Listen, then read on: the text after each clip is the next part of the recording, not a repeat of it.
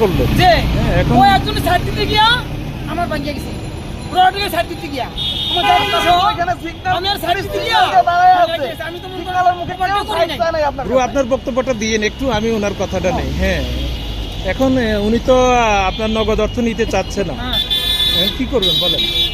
মাপ ছাড়া আমার কিছু নাই, এর তো জুলমান দিতে পারবো না। সারা দিনে 500-600 টাকা কামাই করি, বাড়িছি 4টা বাজে 500-600 টাকা কামাই করি। কথা বলছেন ওখানে হ্যাঁ যাক, আমি তাই তো মানতেছি। ঘটনাটা কি হয়েছে? সিগন্যালে দাঁড়ানো আছি, আমি বাম পাশে, উনি ডান পাশে, পিছন থেকে কেউ সাইড চায় নাই। উনি হঠাৎ করে গাড়িটা টান দিয়া উনি আমার এখানে লাগাই দিয়ে এটা ভেঙে দিয়েছে। এখন উনি মাপ চাইতেছে, হয় কখনো? আচ্ছা, আমি একটা কথা বলি, বলেন। উনি বয়োবৃদ্ধ মানুষ, শুরুতে উনি দায়টা স্বীকার করছেন। হ্যাঁ, আমি নিজে না বলি শুনেন এবং এটা আরেকজনে ভাঙছে, আমি 900 টাকা জরিমানা দিয়ে নিজে লাগাই নিচ্ছি।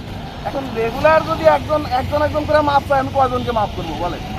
না, আপনি তো সাফার আর আপনি ঠিক আছে, আপনার জায়গা থেকে আপনি যে ক্ষোভটা জানলেন সেটা ঠিক আছে, কিন্তু উনিও একজন স্বল্প আয়ের মানুষ।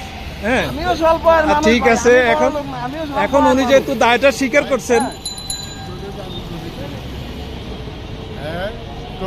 খারাপ পিছনে একটা রডের গাড়ি খেলা গেছে, এই রডটা গিয়ে হেরে পড়ছে, গাড়ি কথা একটু দাঁড়িয়ে যাবে।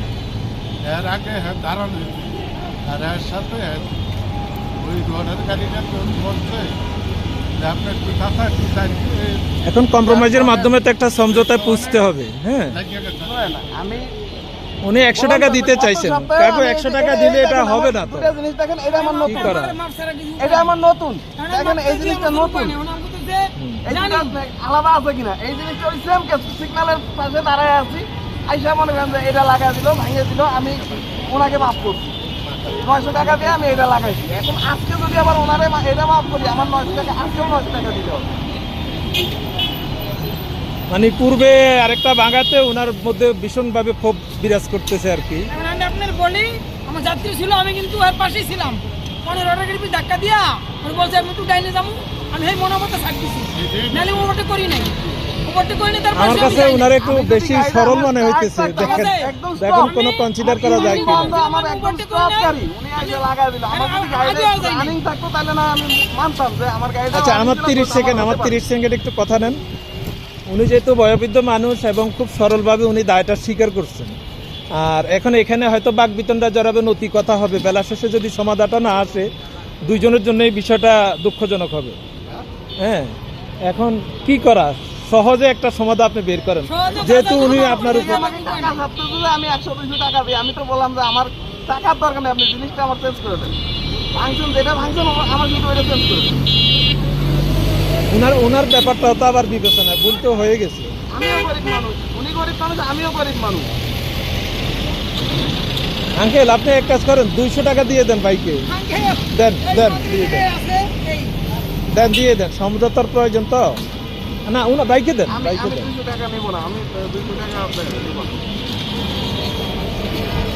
তাহলে বিষয়টা অমীমাংসিত রয়ে গেল তো, হয়ে গেছে। আমরা তো দেখতেছি আসলে সবসময় আমাদেরকে চাপার হইতো। আমিও বাইকার, আমারও বাইক আছে, আমি একটু পায়চারি করতেছি আর কি। শুধু মানবতা আর দেখাইতে গিয়ে আমি কিছু করতে পারলাম, এই আঙ্কেলে যা বললো তাই, উনারা মানবতা দায়িত্বে ছাড় দিতে গিয়া আমি তার পিছিয়ে লাগলাম, নাহলে আমার এখানে কোনো মামলাই ছিল। আমি মানবতা দায়িত্বে গিয়ে তার পিছিয়ে লাগিয়ে গেলাম। দায়িত্ব মুরব্বী কিন্তু শুরুতে দায়টা স্বীকার করছে। এখন আঙ্কেল তো সবাই দেখছে তো, হয় আমার যাত্রী না, উনি বলছেন ওর আঙ্কেল যদি মাপ না করে আমার কিছু আর করার নেই, আমি হারাতে পড়ে থাকতাম, কিছু করার নেই। কিছু করার নাই এই কথা বলেই আপনি সীমাবদ্ধ থাকতে পারেন না। হ্যাঁ, যেহেতু ওনার ক্ষতি হয়েছে, ওনার ক্ষোভের জায়গা থেকে উনি দু চারটি কথা বলতেই পারেন। আপনার করণীয় অনেক কিছু আছে, আপনি ওনাকে সেই অবস্থানে নিতে হবে।